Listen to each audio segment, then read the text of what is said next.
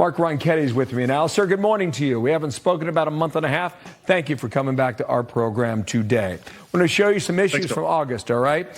Crime, 82%. Homelessness, 77%. Strength of education, 61%. Those are the top issues in August. Has that changed?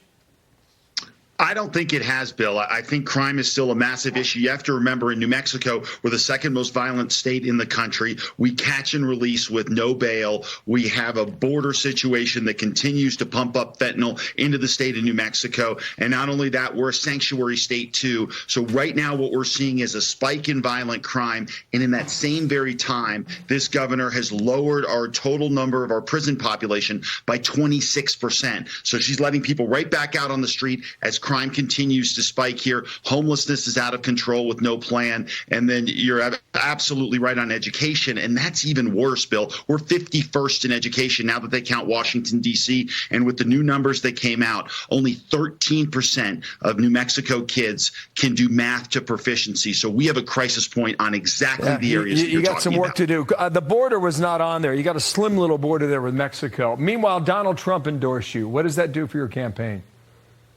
I think we're excited to have a lot of support across the board. And I think when you look at where we are as a campaign, we've had support from Glenn Youngkin, and we've had support from people across, Democratic sheriffs in the state of New Mexico. So I think what we're trying to do is get a coalition of people together that realize that the government in Santa Fe, and especially this governor, no longer listens to the people of this state. And I don't care what party you're from. People in the state of New Mexico have had enough. And that's why, even though this was a Biden plus 11 state, it's the reason we're going to win it. Wow. Okay.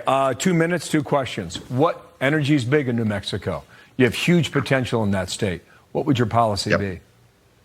Well, I think right now we're having all of the above policy. Number one, we're the number 2 energy producer in the country behind Texas right now. No one produces oil and gas more cleanly and efficiently than we do in the state of New Mexico. And if people look at what's happening right now with their energy bills, they continue to skyrocket, and New Mexico is going to help fill that gap. So we will be not only an oil and gas state, but we have huge renewables here. We're going to invest in nuclear as well. So we have to make sure that we help fill that gap. And Bill, if you look at what's happening in Europe right now with natural gas prices, when they stopped producing energy, they became a real target for what was happening throughout big parts of Europe and throughout Russia. So I think we have a real opportunity to help fill that gap in the state of New Mexico. I haven't seen a ton of new polling out of your state head to head.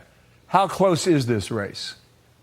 Trafalgar has us up 1, and then Emerson has us down 2. So this is right there, and it's right where it needs to be. And we need help from everybody across the country right now as we get ready to win this race. We were back a little ways, I think, earlier in the summer. We have gotten rid of that gap. Every town we're going to in this state is fired up for change. And obviously, we'd love help from anyone. They can go to our website, markronchetti.com. We're going to win this race, Bill, and it's going to be won because we have a governor who stopped listening to the people of this state and started serving herself. Okay, we'll see what comes of it. Could be a late night or an early morning or both. Mark Ronchetti. Probably won't be. Thanks, Bill. Thank you for your time and for being here today.